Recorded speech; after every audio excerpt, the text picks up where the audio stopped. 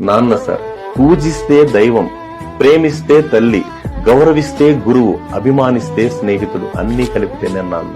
తండ్రి కొడుకును పక్కన కూర్చోబెట్టుకుని అడిగాడంట, ఒరే నాన్న, నేను చనిపోతే నువ్వు ఏడుస్తావారా అంటే, నేను ఏడవను డాడీ.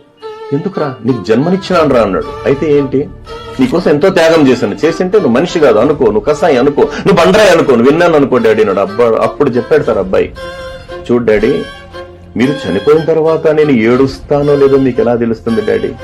మీరు బ్రతికొండంగా మీ కంట్లో కన్నీరు రాకుండా చూసే దమ్మున్న కొడుకు డాడీ వీడున్నాడు అనమాట.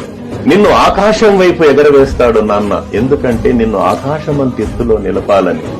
నీ వేలు పట్టుకుని నడక నేర్పుతాడు నాన్న, ఎందుకంటే నీ అనంత జీవన పయనం దిగ్విజయంగా సాగాలని. కూతురు పెళ్లి కోసం, కొడుకు చదువు కోసం మట్టి తల్లికి సలాం చేసే మహనీయుడు నాన్న.